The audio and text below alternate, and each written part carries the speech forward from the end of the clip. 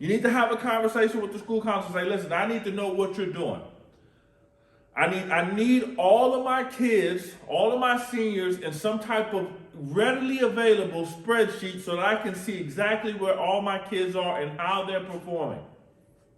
Put the kids in a spreadsheet.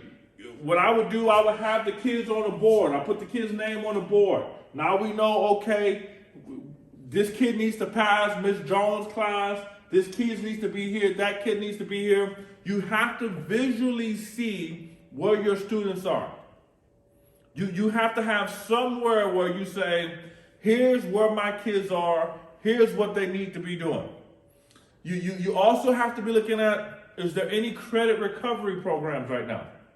Is there anything that we can put our seniors in right now that if they're failing ELA, we can help them catch up real quick?